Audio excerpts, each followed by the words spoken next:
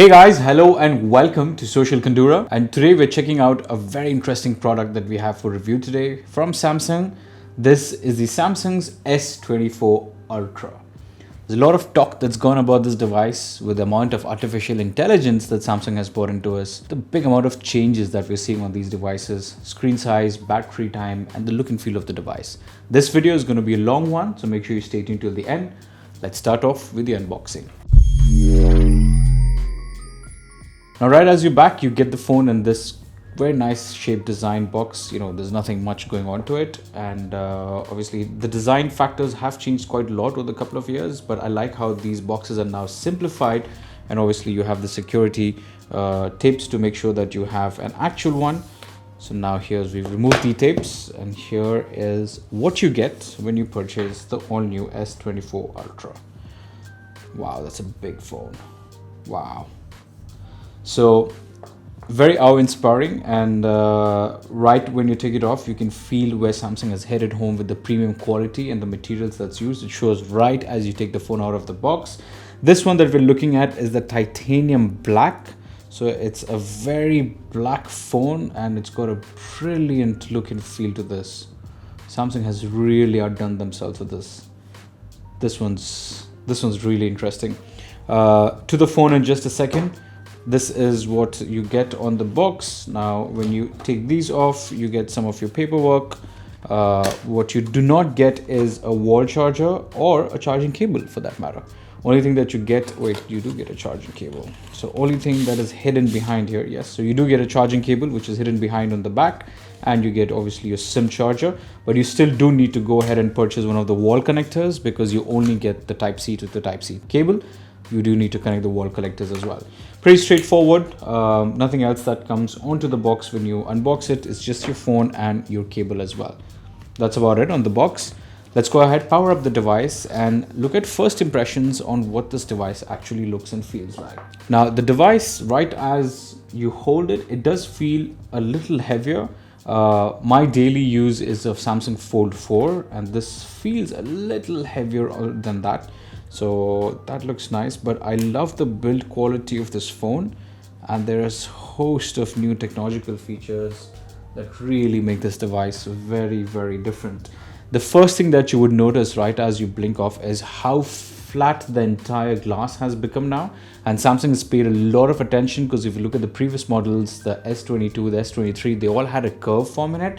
These now have started coming with a complete straight form. So all of this is completely straight, and obviously around the edges, the problem when you have a complete straight screen is your fingers get edges because the edges are too sharp, but they have this really nice curve X over here that goes up and covers everything up over here. The back is a matte finish. So all the Samsung S24 Ultras that you see, they only come in a matte finish, and there are 4 different colors that you can get it on. All of they come only in a matte finish. So it kind of resists fingerprints. Down here, I see the slot for S Pen as well, which now feels more premium than ever. And it's got a very nice look and feel to it. Matches the phone's case as you would expect. Obviously, you've got your SIM slots here, you've got the USB, and then you've got the nano SIM slots there as well. Let's go ahead and switch the phone on for the very first time and see what this device looks like. But I'm blown by the size of the screen that this phone has to offer, and how good it is to hold on the hand as well.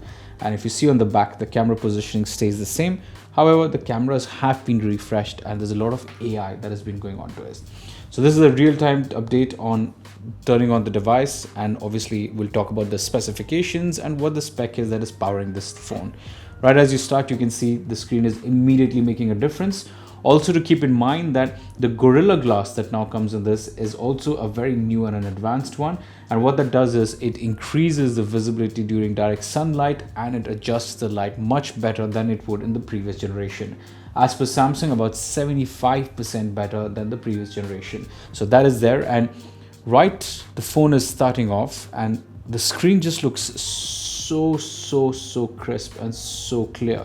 I do have a few issues around this, which is I can't reach till the edge of this from my single hand, and obviously with a device as big as this, you will have to get used to that at some point. But that is something to keep in mind, because this is a pretty huge phone, as you can see from the side to side. The phone just weighs 197 grams, but that feels quite a lot on your hand. And you've got the AMOLED 2X display all across, which is now at 6.7 inch. It's a pretty big device on hand. I'm just going to go ahead and connect it to the Wi-Fi, and let's see what the whole thing has to offer. So I've just connected it to the Wi-Fi now to get everything set up. And while we talk about the prospect of Wi-Fi, you get a tri-band Wi-Fi direct, and now it introduces the Wi-Fi 802.11. So that means a very, very high speed Wi-Fi connection. So watching 8K videos or even streaming very high quality Netflix is something that is completely going to be enjoyable on this as well. Now, there are a lot of hidden features that Samsung has put onto this, because if you look at the exterior, it looks just similar to what the S23 looks like. But there's a host of new features that have come in on the S24. For example, now it has bigger heat sinks to cool the Qualcomm softwares, and the hardware is better when you're doing peak performance outputs as well. Not only does that also matter in terms of performance, but also the average temperature that the phone device maintains. Something interesting from a user point of view as well is if you look at the bezels, these are also matte finish now. The previous generations used to be gloss and you'd still keep getting all your fingerprints on it. But now these have all become matte. The front camera as well on the front over here has become smaller in size while keeping its intensity. So make sure that it takes up less of your screen time. I'm going to go ahead and set up the phone, and then let's see what this phone has to offer. Okay, now that we're all set up on the device, a couple of things which really make a difference. The screen, the amount of glare that I'm seeing on the screen is virtually next to nothing, and that is a huge improvement. And these are some things which you can only understand once you use the phone for a while. And literally, I can't see any glare even with all of these big lights over here as well. So huge tip on that as well. And obviously, if you look at the entire screen, the way the entire device is laid out, it's a very standard Android with obviously unlimited amount of things that you can do to it. The AI that has been integrated into this has a lot to do with usability, technology, and also how the device becomes something better on your day-to-day use. Some of the instances of how AI is being used on this is something that's definitely worth talking about. For example, the new AI has a feature called as live translation. What that means is you could be on a phone call with someone speaking a completely different language while you're talking a completely different language, and it actually gives you the translations live on the screen at breakneck speed, which is a very interesting thing to have. Another thing. Hey, I'm at gate 6 wearing a gray shirt. ฉันอยู่ที่ประตู6 สวมเสื้อสีเทา ได้ครับ เดี๋ยวผมไปรับอีก2 นาที I'll pick you up in 2 minutes. Another thing to note is because the processors are designed with AI in mind, they are able to run a lot of softwares and algorithms without being connected to the internet. So they can run a lot of these AI languages internally without any internet. That also adds to the speed at which you can do a lot of things on this device. Note taking is also something which we all love. Obviously, when you have a phone that's as big as this, taking notes and all of those things are very interesting. With the Samsung's AI, what you could also do is you could summarize all of those notes to smaller segment information, which really changes the way how we look at these things. What's AI not to do with pictures and cameras? The camera on this device obviously is something which is state of the art. It has been refreshed and it has been advanced further for its use with artificial intelligence. You have 3 set cameras, which is wide, ultra wide, and the regular. And right at the back over here, if you look at these 3 cameras, you've got the 50 megapixel, the 10 megapixel, and then the 12 megapixel ultra wide. All 3 of these are able to take videos in 8K, and the front selfie camera is about 12 megapixel and it takes all your front shots. Now here's where AI comes into this. There's actually multiple options that you can do on editing the pictures after you've taken them, right from moving the pictures all across to obviously color correction and also changing the backgrounds. These are the basic things that you can do on some of these videos. But what's really interesting is you can also take a slow motion and you can have AI fill in all of those different frames to make it look like a very seamless effect. AI is obviously being used for a lot of different things on these phones, and these are some really useful features that you can predict that will be taking onto this. What is interesting to see is the clear lack of Bixby. Now, Samsung's proprietary AI has always been pushed as Bixby, but we don't see much of Bixby app action over here. It just looks like it's kind of hiding somewhere there, but you would expect more of Bixby because that is Samsung's proprietary information. We don't see that more often, so I think Samsung is trying to cover that under the leash. Rest of the device obviously looks really good. This button, which used to be the Bixby button, has now changed to the camera button. So as soon as you tap this, you can lock your device, you lock your type, and the cameras come on. So very well thought of from a usability point of view. And obviously talking about the camera, you also get 10 megapixel worth of zooms and your location tags. So you can zoom up to 10x, which is also enhanced by AI. So you can have much better videos and pictures when you take really far off distances as well. It also features auto HDR and panorama for those absolutely perfect photos.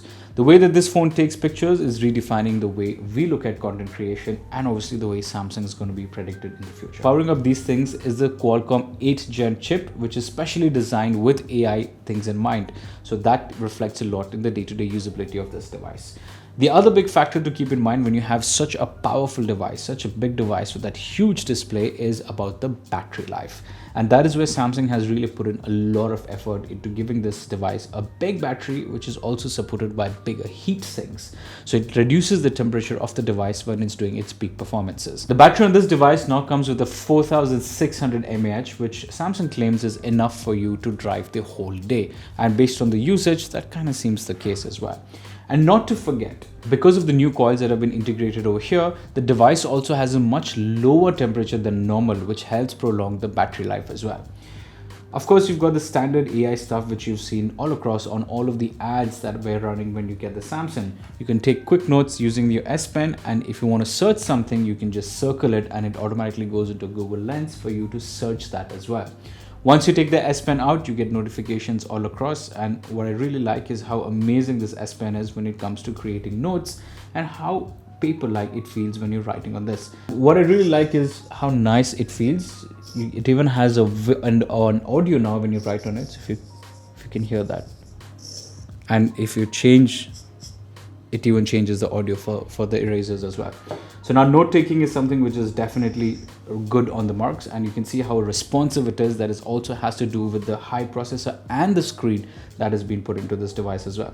So overall, it looks like Samsung has really taken the game up with the all new S24, and with huge amount of upgrades on the chipset and huge amount of upgrades on what the device has to offer, more than just a visual upgrade that you can get on these devices. Phones are more and more now becoming an integral part of what we do as consumers, and hence this is definitely something that you should consider. Let me know in the comments below if this is a device that you would consider, or would you still consider moving on the iPhone ban. If you haven't tried the Samsung S24 yet, I definitely suggest have a look at it at a store nearby, get a feel for what the device has to offer, and then make a decision on that. For more such content, follow us on Social Kandura, subscribe to the YouTube channel, and we'll see you in the next one.